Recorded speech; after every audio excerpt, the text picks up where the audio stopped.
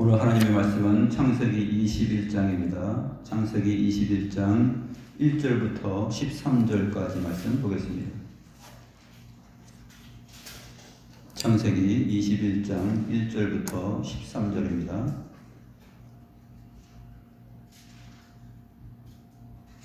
제가 하나님의 말씀을 받들어 읽겠습니다.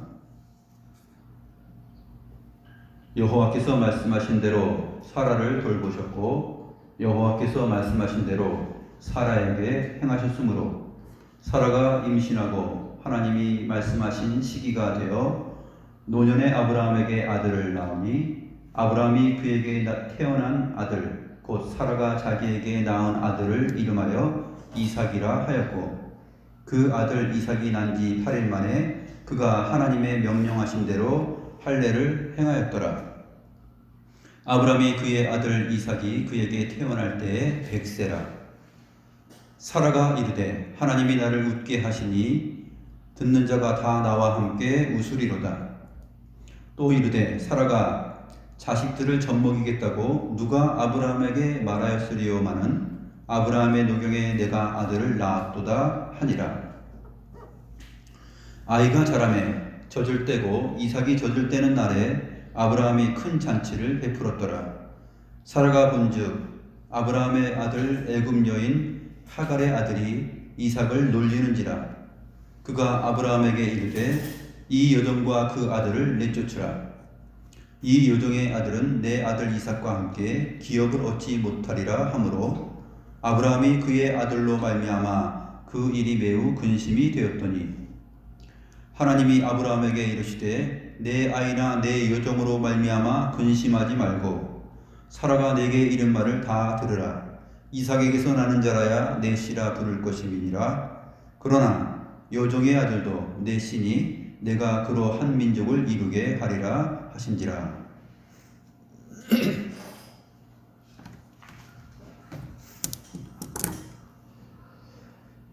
오늘 본문 내용은 사라와 하갈 사이에서 일어나는 갈등과 대결의 제2회전입니다. 제2회전이면 1회전이 있었다는 내용이죠. 1회전은 언제 어디서 있었죠? 1회전은 16장에서 있었는데 몇 년 전이냐면 20이 아니라 14년 전이죠. 14년 전에 있었습니다. 16장에 보면 사라가 잉태하지 못하자 사라가 자기 여종 애굽 여종 하갈에게 들어가서 아이를 낳으라 라고 하였을 때 아브라함이 하갈과 동침하여서 자식을 낳게 되는데 그때 하갈이 뱃속에 아이를 잉태하고 나서 어떻게 합니까? 여주인 사라를 업신여기죠. 멸시합니다. 그게 16장 내용에 나와 있습니다. 16장 4절부터 6절 말씀을 보면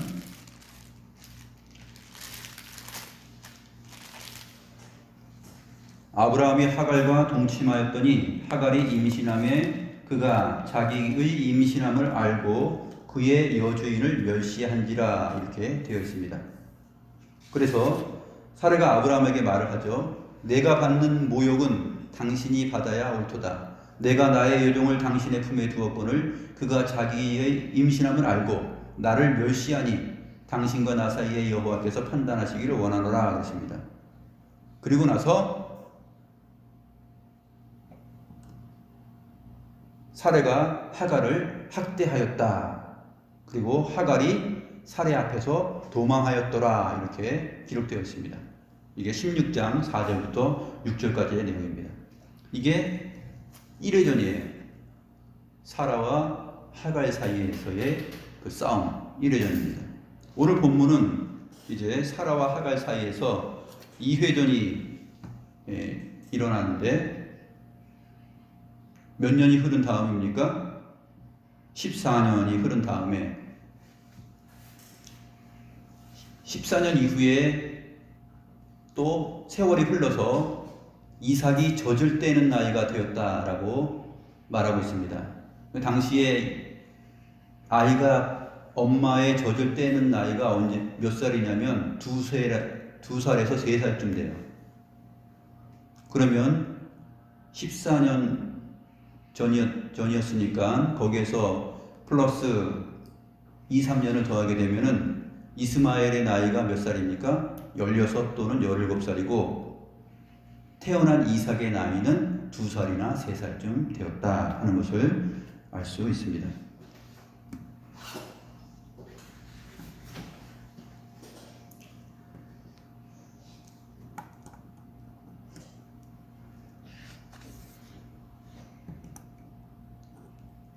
지난 시간에 우리가 창세기 20장을 살펴보면서 아브라함이 가데스와 술 사이 그 네게부 땅으로 옮겨서 가데스와 술 사이에 거류하게 된 이유를 정확히 사실 몰랐었는데 전후 문맥을 앞의 문맥을 고려하여서 볼 때 하갈과 사라의 1차전 그 대립과 싸움에서 하갈이 도망하여서 어디로 가냐면 가데스와 베레 사이 부엘라에로에서 거주하게 됩니다. 그러니까 가데스 베레 사이 네게부 땅 근처에 거류하게 되죠. 근데 아브라함이 20장에 가데스와 술 사이에 거류하게 됩니다. 이러한 내용을 보게 될 때 일단 그 20장에서 아브라함이 헤브론 마므레 상수리 나무 숲을 지역 그쪽에서의 오랜 삶을 떠나서 가데스 방향으로 옮겨서 그랄 왕 그 아비멜렉 앞으로 가게 되는데 그러한 옮김의 이유가 두 가지로 생각을 할 수가 있습니다. 먼저는 오늘 창세기 21장을 보니까 아브라함의 마음속에 하갈과의 전투에서 도망하여서 가데스 지역 부엘라에로에 거주하고 있었던 그 지역에 살고 있었던 하갈과 이스마엘이 있는 그쪽으로 아브라함의 마음이 이끌려서 갔을 수 있다라는 생각 하나 하고 또 한 가지 이유는 당시에 아브라함의 가축이 많았었는데 가축을 먹이고 하기 위해서는 동절기 때는 네게부 지역으로 그쪽에는 초목지대 그 광야이기 때문에 그쪽에 가서 당시의 유목민들이 가축을 다 먹입니다. 동절기 때.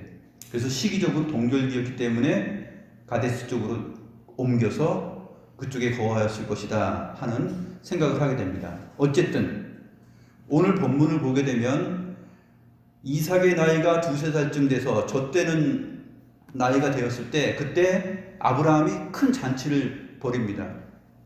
그리고 그 잔치에 누가 동석을 하냐면 근처에 살고 있는 이미 아브라함은 하갈과 이스마엘이 살고 있는 그 근처로 옮겼죠. 그 네게부 지역으로 옮겼습니다.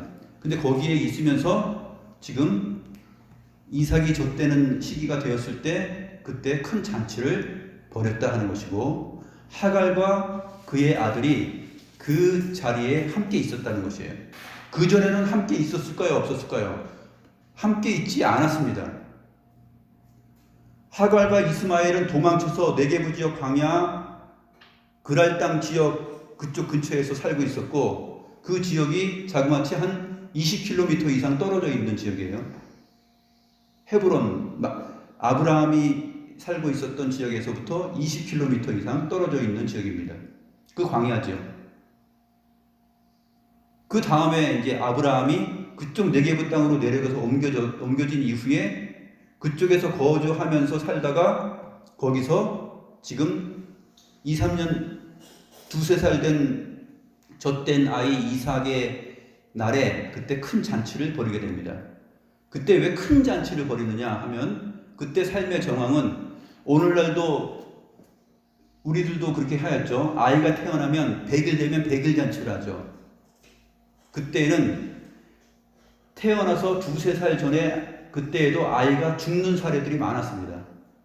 그러니까 두세 살 젖될 때까지 아이가 살았다고 하는 것, 그리고 이제 젖을 안 먹고 밥을 먹을 수 있다라는 것은 이제 아이가 앞으로 잘 살 수 있다라는 얘기입니다. 그래서 아브라함이 큰 잔치를 벌린 거예요.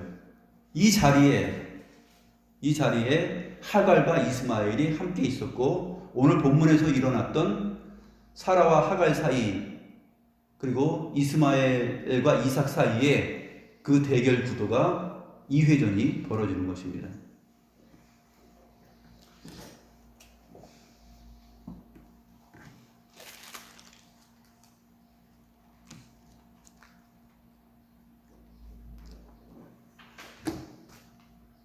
오늘 본문을 보면 여호와께서 말씀하신 대로 사라를 돌보셨고 이렇게 되어 있습니다. 1절 말씀에 이 돌보셨고라는 말은 사실 찾아오셨다라는 그 단어예요. 파카드라는 단어인데 돌보셨다라는 것은 의역된 것이고 실질적인 의미는 하나님께서 찾아오셨다. 왜냐하면 하나님께서 반드시 올 것이다라고 얘기했었죠. 어디서 얘기했습니까? 창세기 18장 10절 14절에서 하나님께서 말씀을 하셨습니다. 창세기 18장 10절 보면 그가 이르시되 내년 이맘때 내가 반드시 내게로 돌아오리니 내 아내 사라에게 아들이 있으리라 이렇게 말씀하셨죠. 그런데 사라가 속으로 웃으면서 그 말을 의심하고 믿지 않고 그러니까 다시 여호와께서 아브라함에게 말씀하십니다. 14절 보면 여호와께 능하지 못한 일이 있겠느냐? 기한이 이를 때에 내가 내게로 돌아오리니 사라에게 아들이 있으리라. 돌아온다라는 말을 2번 강조합니다. 파카드라는 말이에요. 그러니까 이 말은 정확히 돌보셨고가 아니라 돌아온다고 했었기 때문에 찾아오셨다라는 이 단어를 히브리어로 쓰고 있는 것입니다. 이와 비슷한 사례는 창세기 마지막 부분에 한 번 더 나오는데 여기서도 우리말 번역은 돌보았다, 돌보시고 돌보시리니 이렇게 번역하였는데 여기도 역시 언젠가 제가 한번 설교한 적이 있는데 이 부분도 반드시 찾아오실 것이다 라는 의미입니다. 창세기 50장 24절과 25절 말씀 보면 요셉이 그의 형제들에게 이르되 나는 죽을 것이나 하나님이 당신들을 돌보시고 이 부분도 역시 파카드인데 파카드가 2번 강조되어 있어요. 그래서 파코드, 입코드 대해서 강조해서 반드시 돌아올 것이다 라고 강조하고 있습니다. 그러니까 요셉이 그의 형제들에게 말을 하는 것이에요. 나는 죽을 것이지만 하나님은 당신들을 반드시 찾아오실 것이고 당신들을 이 땅에서 인도하여 내사 아브라함과 이삭과 야곱에게 맹세하신 땅에 이르게 하실 것이다 라는 말을 하는 것이에요. 4대 만에 돌아오게 되는 것이죠. 50장 25절도 마찬가지로 요셉이 또 이스라엘 자손에게 맹세시켜 이르시기를 하나님이 반드시 당신들을 돌보시리니 반드시라는 말은 여기서는 제대로 잘했지만 또 다시 돌보시리니라고 하면서 실질적인 번역을 흐려버렸습니다. 그래서 반드시 찾아오리니 당신들은 여기서 내 해골을 메고 올라가겠다 하라 이 말씀을 하죠. 하나님이 기억하시고 반드시 오겠다고 했기 때문에 찾아오셔서 그들을 구원하시겠다 하는 그러한 메시지입니다. 그래서 오늘 1절 말씀을 보면 하나님께서 말씀하신 대로 사라를 찾아오셨어요. 돌아오겠다 하셨으니까 돌아오셨습니다. 찾아오신 것이죠. 여호와께서 말씀하신 대로 사라에게 또 그리고 행하셨습니다. 내년 이맘때 너에게 아들이 있을 것이다. 그것을 하나님께서 하셨습니다. 그 태가 다 말랐고 아브라함도 늙고 사라도 늙어서 잉태할 수 없는 상태에서 하나님께서 그 태를 여시고 잉태할 수 있게 행하셨다라는 것이에요.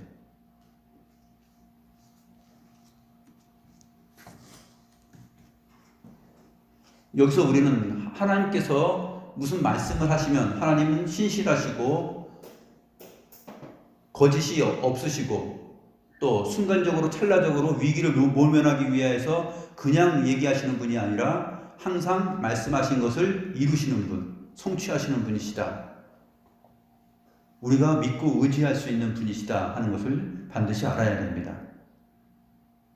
우리의 생각으로 불가능하고 우리의 이성적으로 논리적으로 생각했을 때 에이 이런 일은 어떻게 일어날 수 있어 라고 하는 것, 지금 아브라함 100세 때 사라 90세 때 아이를 출생할 수 없는, 잉태할 수 없는 그러한 상태에서, 불가능한 상태에서 하나님은 말씀하셨는데 바로 그것을 이루시는 분이다 하는 것을 알고 우리의 신앙생활에 있어서도 이 본문 말씀이 진정한 신뢰의 말씀이 되어야 하는 것이죠.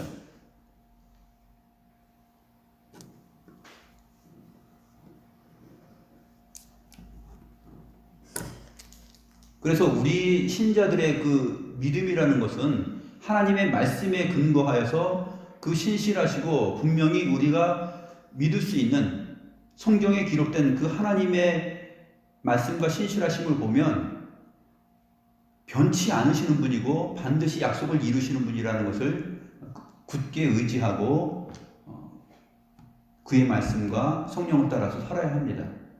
그런데 우리는 이제 많이 흔들리죠. 에이 그런 일이 어떻게 있을 수 있어 하면서 우리는 속으로 웃는 경우가 많다라는 것이에요.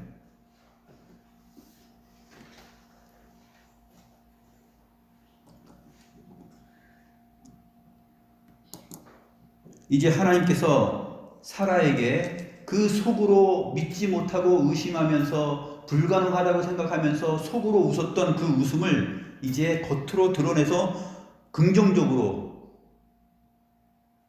웃는 그 웃음을 있게 만드십니다. 6절 7절 말씀 보시면 사라가 이제 또 웃습니다. 근데 이 웃음은 앞에서 속으로 웃었던, 장막 뒤에서 속으로 숨어서 웃었던 그 웃음의 수준하고는 전혀 틀려요.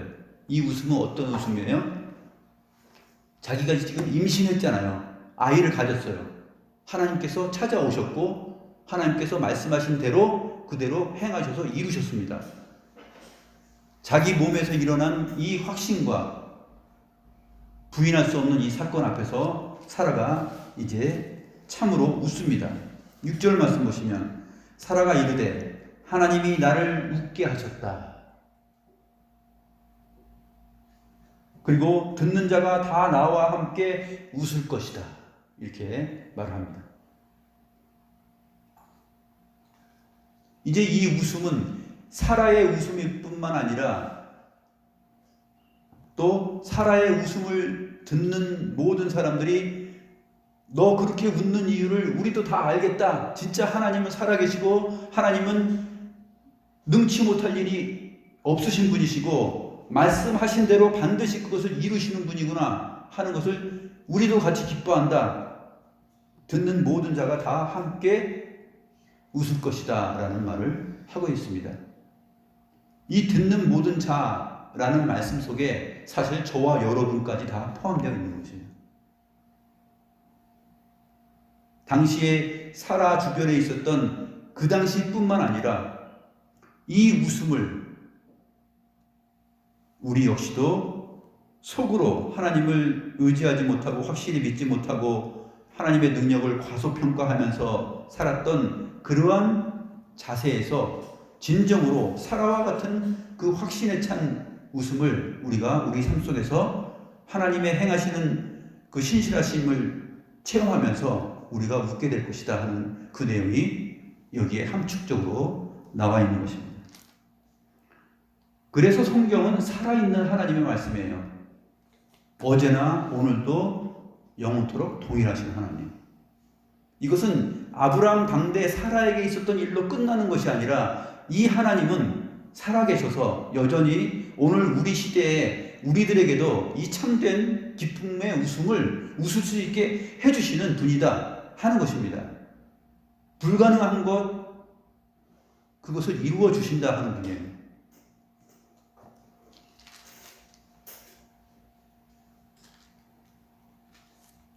그래서 우리가 참된 아브라함의 씨, 그 씨로 오신 예수 그리스도로 말미암아 우리에게 근심 대신 구원의 기쁨과 소망의 웃음이 있는 것이죠. 그래서 사도 바울과 사도들처럼 세상 가운데서 여러 가지 환난과 고통이 있지만 우리가 진정으로 하나님의 신실하심을, 구원하심을 믿으면서 웃을 수 있는 것입니다. 그것이 바로 신자들의 신앙이죠.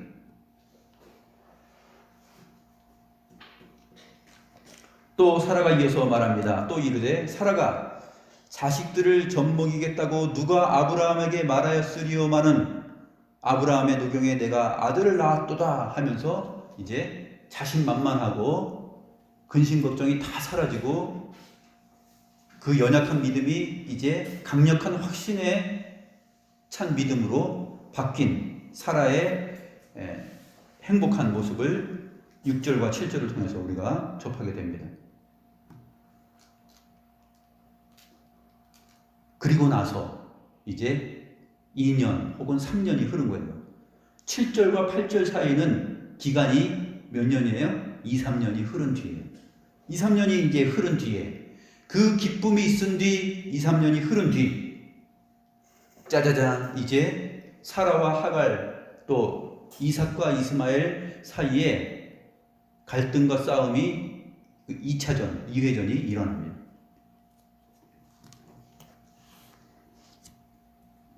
아이가 자라매 젖을 때고 이삭이 젖을 때는 날에 아브라함이 큰 잔치를 베풀었더라. 아브라함이 젖을 때는 날 큰 잔치를 베푼 이유가 바로 그것이에요. 그 당시에 문화죠. 관습.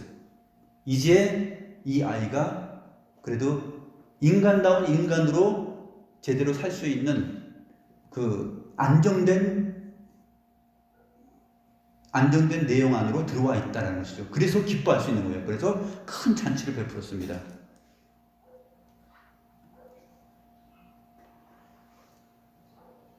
여주인 사라가 내쫓아서 도망쳐서 바란 광야 그쪽에서 살고 있었던 네게브 지역에 살고 있었던 그 하갈과 이스마엘이 이 잔치에 함께하게 됩니다.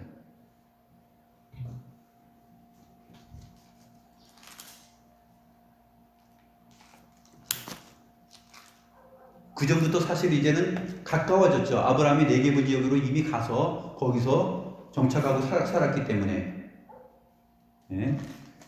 이제 가까이서 이 잔치에 참여할 수 있는 상황이 되었던 것입니다. 그런데 그 큰 잔치에 이 잔치의 성격은 어떤 성격입니까? 이제 하나님께서 말씀하신 대로 아브라함 100세 때 자식을 주셨어요. 100세 때 얻은 자식이 얼마나 귀합니까? 그래서 이제는 2, 3년이 지났고 젖을 뗐기 때문에 이제 음식을 제대로 먹으면서 한 인생으로 한 사람으로서 잘 살아갈 수 있다. 그 기쁨을 나누는 그 잔치에 문제가 생기기 시작합니다.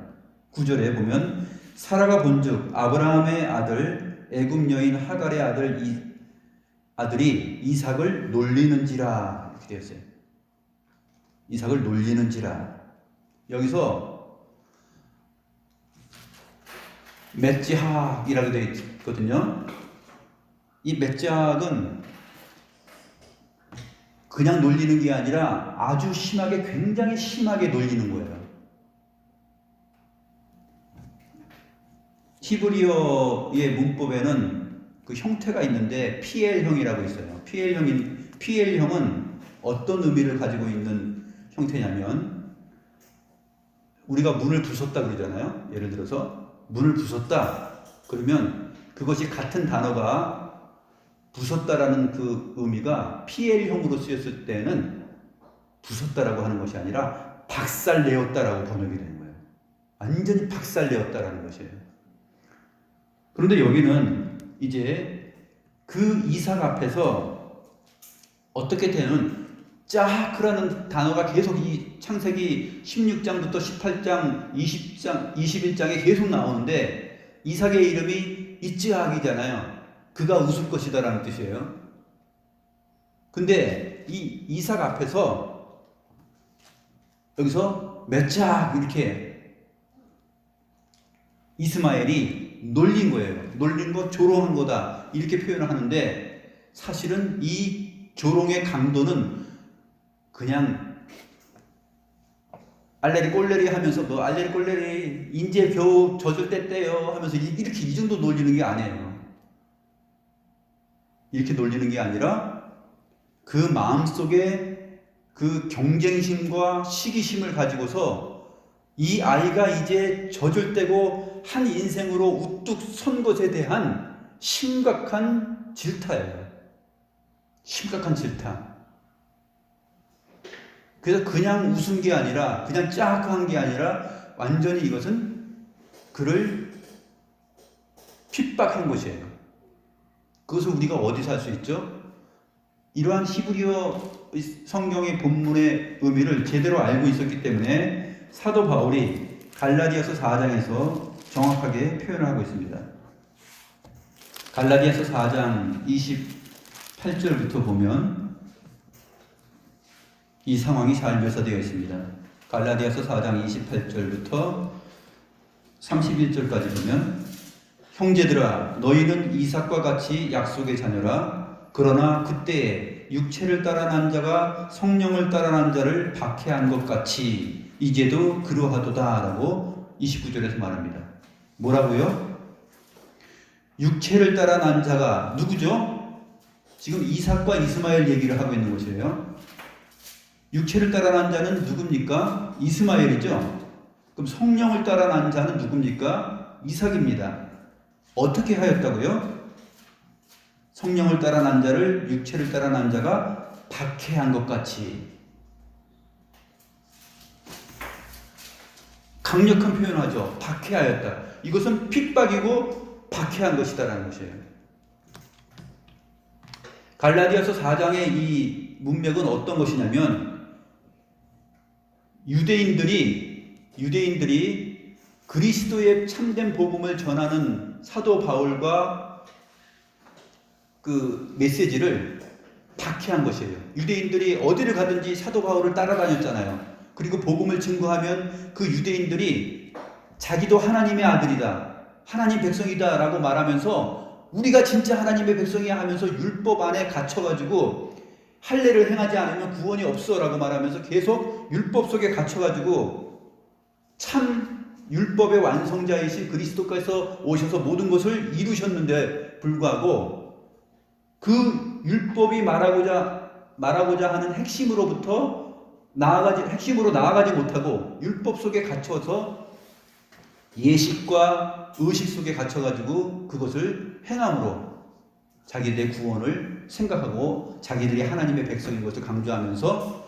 그리스도의 참된 복음을 전하는 사도 바울과 그와 함께하는 자들을 어떻게 한 것이라고요? 박해한 것이에요. 지금도 그러하다라고 지금 사도 바울이 말을 하고 있습니다. 그것처럼, 그 상황처럼 이스마엘이 오늘 본문 창세기 21장에서 이스마엘이 이삭을 놀렸다라고 하는 것은, 이것은 그냥 놀린 것이 아니라 그냥 웃은 것이 아니라 아주 강력하게 박해한 것이에요. 그래서 사라가 그 다음 반응을 하게 되는 것이에요. 애들 사이에 그냥 가벼운 놀림이나 이런 것에 사라가 너무 극도로 예민해서 엄마로서의 그 본능적인 반응을 보였다, 이것이 아니라 갈라디아서 4장 29절을 보게 되면 이스마엘이 한 행동은 저주하는 마음으로 절대로 이삭이라는 존재를 인정하지 않고 자기 자신만이 아브라함의 씨다라는 것을 생각하면서 그것을 이삭이 아브라함의 진정한 씨다라는 것을 거부하고 박해하는 것이었어요. 이게 갈라디아서 4장 29절을 통해서 이 의미가 정확하게 해석이 되는 거죠.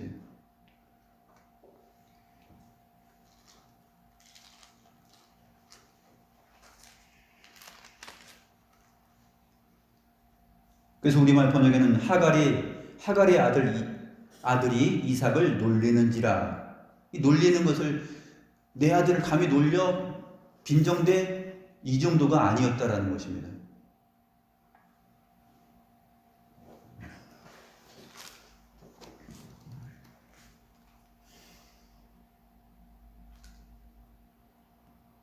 그래서 사라가 아브라함에게 말합니다.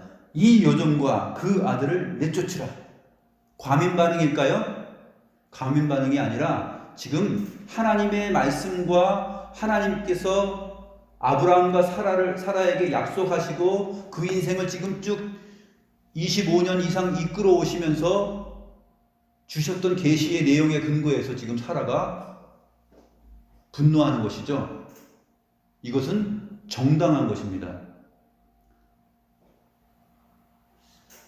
갈라디아서 4장에서 사도 바울이 분노해요.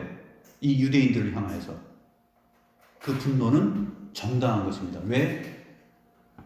복음의 핵심을 다 망쳐버리는 그러한 일을 정작 하나님의 백성이라고 자처하고 있는 그 유대인들이 율법 안에 갖추어서 참된 복음으로 나온 그 이방인들과 바울의 복음을 믿는 자들을 박해하였기 때문에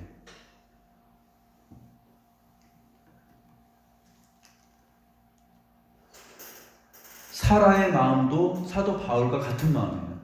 하나님의 계시를 온전히 담고 온전히 알고 있잖아요. 그런데 하갈과 그의 아들 이스마엘이 이삭을 향하여서 그렇게 대하였다라는 것입니다. 네가 약속의 자녀라고? 아니야, 내가 약속의 자녀야. 네가 아브라함의 자손이라고? 아니지, 내가 먼저 첫 번째 아브라함의 자손이야. 이렇게 얘기하는 거예요. 그 귀한 잔칫날에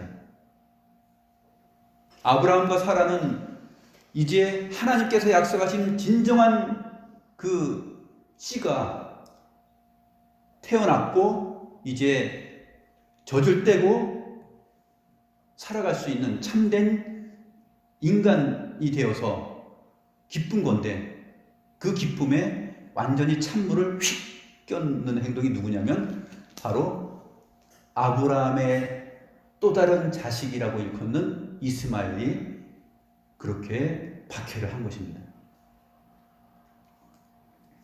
너는 아브라함의 씨가 될 수 없고 너는 아브라함의 자손이 될 수 없어. 아브라함의 진짜 자손은 나야. 나를 통해서 하나님께서 큰 뜻을 이루실 거야 라고 박해한 거야. 사라는 어떻게 했어요?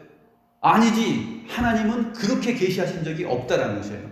네 몸에서 날자, 사라에게 네 몸에서 날자가 바로 아브라함의 자손이다라고 말을 했죠.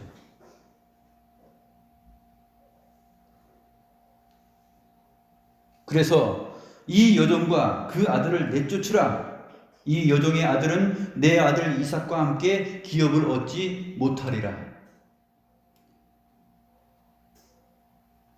구약의 제사 제도와 의식과 예식 그 율법에 갇혀서 그것으로 인하여서 구원을 얻고 그것을 할례를 행함으로 인하여서 구원을 받는다라고 생각하는 것을 사도 바울이 철저하게 깨트리죠. 할례는 마음에 할 것이니 너희의 마음의 가죽을 벗겨라 라고 얘기하는 거죠. 성경이 그렇게 말을 했다라는 것이에요. 구약 시대부터.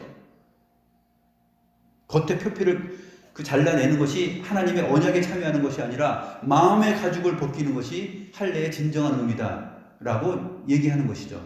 갈라디아서 내용입니다. 그래서 너희의 겉에 있는 그 흔적은 다 쓸데없는 것이고 내가 내 몸에 그리스도의 흔적을 가지고 있다라는 말을 사도 바울이 하는 것이에요. 사라의 마음이 지금 그 마음입니다. 나에게 분명한 내용 흔적이 있어. 그것은 바로 이 아들이야. 이 아들 이삭이 바로 증거다라고 여기면서 여종과 그 아들을 내쫓으라라고 말을 한 것입니다. 절대로 이삭과 함께 기업을 얻지 못할 자다라고 말합니다. 근데 아브라함이 어떻게 반응합니까? 11절 말씀 보면 아브라함이 그의 아들로 말미암아 그 일이 매우 근심이 되었더니. 아브라함은 근심을 해요. 왜 그럴까요?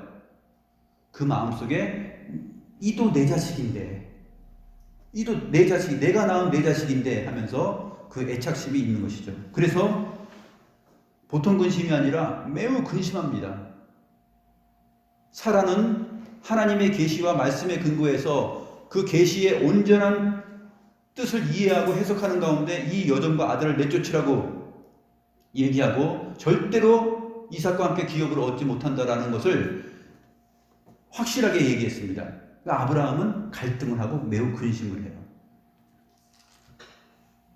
그래도 내 자식인데, 내 자식, 어쩌면 내 자식 보고 싶어서 지금 네게부 땅까지 왔는데, 그래서 이 근처에 있었기 때문에 이 큰 잔치에도 함께 했는데 내쫓으라고 근심이 됩니다.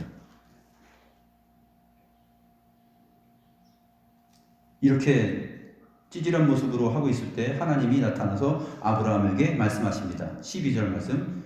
내 아이나 내 여종으로 말미암아 근심하지 말고 사라가 내게 이른 말을 다 들으라. 이삭에게서 나는 자라야 내 씨라 부를 것이니라 하면서 다음 계시를 또 얘기합니다. 앞으로 또 이삭에게서 나는 자라야 진정으로 내 씨가 될 것이다 라는 말을 다시 또 이어가는 거예요.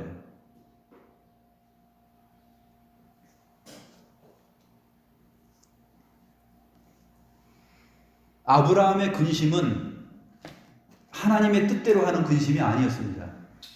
자기 인간적인 근심이죠. 내 혈육이고 그래도 내 씨다라는 그 개념에서 하는 근심이죠. 하나님은 그러한 찌질하고 정신 못 차리는 아브라함에게 다시 나타나셔서 아내 사라의 말을 듣고 그대로 해라. 근심하지 마. 이렇게 얘기한 거예요.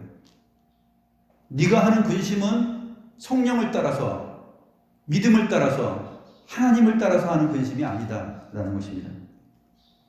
너는 지극히 인간적인 근심을 함으로 인해서 지금 하나님께서 경영하시고 진행하시는 전체 역사와 계시의 흐름을 네 안에 사람만도 못하게 지금 행하고 있다라는 핀잔을 책망을 받고 있는 것입니다. 고린도후서 7장 10절 말씀을 보면 하나님의 뜻대로 하는 근심은 후회할 것이 없는 구원에 이르게 하는 회개를 이루는 것이요 세상 근심은 사망을 이루는 것이니라. 고린도 교회에 속하여 있는 사람들이 믿는다고 하면서 우상 숭배에 빠지고 살인하고 간음하고 하나님의 말씀대로 제대로 살지 않았어요. 사도 바울이 화가 나서 편지를 계속 보냈습니다. 너희들 이렇게 하면 내가 가만 놔두지 않을 거야. 하나님 앞에서 회개해. 그러니까 일부 그 말씀을 듣고 회개하고 열심을 낸 사람들이 생겼어요. 그래서 사도 바울이 고린도후서 이 7장에서 8절부터 보면 이렇게 말합니다. 내가 편지로 너희를 근심하게 한 것을 후회하였으나 지금은 후회하지 아니함은 그 편지가 너희로 잠시만 근심하게 한 줄을 알미라. 내가 지금 기뻐함은 너희로 근심하게 한 까닭이 아니요 도리어 너희가 근심함으로 회개함에 이른 까닭이라. 너희가 하나님의 뜻대로 근심하게 된 것은 우리에게서 아무 해도 받지 않게 하려 함이라. 하나님의 뜻대로 하는 근심은 후회할 것이 없는 구원에 이르게 하는 회개를 이루는 것이요 세상 근심은 사망을 이루는 것이니라.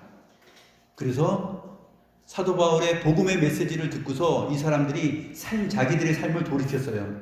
그래서 사도 바울을 다시 만나기를 사모하고 자기들의 수준을 애통하고 열심을 갖고 있다는 얘기를 디도로부터 듣게 됩니다. 그 내용이 바로 고린도후서 7장 내용이에요. 11절 말씀 보면 보라 하나님의 뜻대로 하게 된 이 근심이 너희로 얼마나 간절하게 하며 얼마나 변증하게 하며 얼마나 분하게 하며. 분하게 하면은 뭐야? 내가 왜 이렇게 살았는가? 하나님의 말씀이 이렇게 살아있는데 내가 하나님의 말씀대로 살지 못하고 이렇게 못난이처럼 살았구나 하면서 자기 자신에 대해서 분하게 여기는 거예요. 간절하게 하며 변증하게 하며 분하게 하며 또 얼마나 두렵게 하며 두렵구나. 사도 바울의 편지를 받아보고서 두려움을 느끼는 것이에요. 또 얼마나 사모하게 하며 얼마나 열심히 있게 하며 얼마나 벌하게 하였는가. 그 일에 대하여 일체 너희 자신의 깨끗함을 나타내었느니라. 그래서 하나님의 뜻대로 하는 근심, 그것은 후회할 것이 없는 구원에 이르는 것이지만 지금 아브라함의 근심은 지금 인간적인 근심이에요. 하나님의 말씀을 듣고 아브라함은 어떻게 해야 돼요? 회개해야 돼요. 아, 내가 잘못했지. 내 아내만도 못하게 돼. 아내의 말을 들어야 되는구나. 너는 근심하지 말고 아내가 말한 대로 그대로 하라.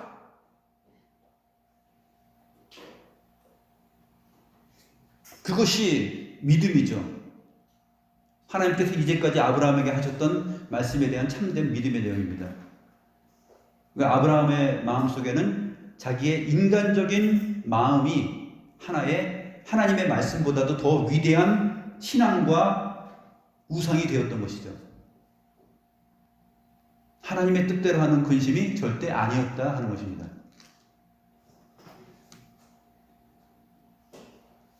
아브라함이 그의 아들로 말미암아 그 일이 매우 근심이 되었더니 하나님이 아브라함에게 이르시되 내 아이나 내 여종으로 말미암아 근심하지 말고 사라가 내게 이른 말을 다 들으라.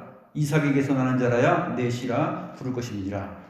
이제 앞으로 내가 너에게 말한 걸 계속 이어가서 그 씨가 여럿을 가리켜서 말한 것이 아니라 갈라디아서 3장 16절에 있는 것처럼 그리스도를 말하는 것이다 라는 것을 이룰 것이야. 그러니 너는 정신을 차려.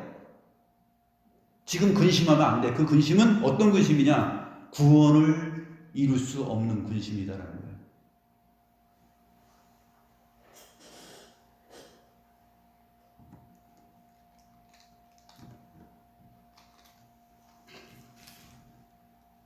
오늘 사라와 하갈 사이에서 일어난 그 대결과 싸움 2회전을 봤습니다.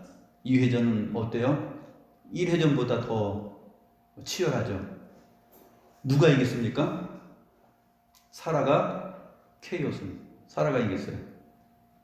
하갈과 이스마엘은 어떻게 되는지 나중에 뒷부분에 가면 다시 나타납니다.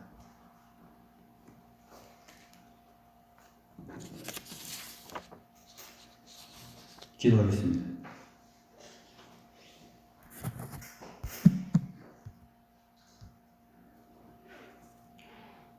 하나님 아버지, 하나님께서 말씀하신 대로 모든 것을 행하시고 이루시고 반드시 우리에게 찾아오셔서 그 말씀을 성취하시는 분이라는 것을 오늘 말씀을 통해서 깨닫게 됩니다. 그 깨달음에 있다가도 아브라함의 상황처럼 저희들이 인간적인 근심을 함으로 하나님께서 이루시는 큰 구원의 경륜과 하나님의 온전한 말씀의 뜻과 의미와 그 모든 것들을 퇴색하게 만들고 후회하게 만드는 그러한 근심이 오늘 주의 말씀을 붙들고 살아가는 저희들에게도 동일하게 일어날 수 있다는 것을 바라봅니다. 하나님 아버지, 항상 말씀하신 것을 반드시 이루시고 또 반드시 찾아오셔서 그 말씀대로 우리의 삶 속에서 이루시고 우리의 삶을 능하신 손으로 인도하시고 능력의 발걸음으로 우리를 인도하신다는 사실을 굳건하게 믿게 하여 주시고 어떠한 상황 속에서도 우리가 인간적인 감정과 마음으로 흔들려 하나님의 크신 뜻을 놓치고 우리의 감정 안에 갇혀서 우리의 감정이 하나님을 대신하지 않게 하옵소서. 우리는 하나님께서 나타나셔서 근심하지 말고 네 아내 사라의 말을 듣고 그대로 행하라 라고 말씀하시는 그 하나님의 음성을 듣게 하여 주시옵소서. 하나님 아버지, 이 오늘 본문의 말씀이 여전히 성령을 따라 난 약속의 자녀들이 어떻게 살아야 될 것이며 이 땅 위에서 어떠한 고난과 어떠한 핍박과 박해를 받을 수 있는지를 또한 알게 하셨사오니 하나님 아버지, 저희들 시대에도 동일하게 일어나는 이 박해의 내용을 생각하면서 하나님의 온전한 말씀과 성취하시는 그 능력을 바라보면서 우리 마음속에 붙들려고 하는 그 여정과 그 여정의 아들들을 내어 쫓을 수 있는 바른 신앙의 결단력과 믿음을 허락하여 주시옵소서. 감사함을 드렸고 살아계신 우리 구주 예수 그리스도의 이름으로 기도드리옵나이다. 아멘.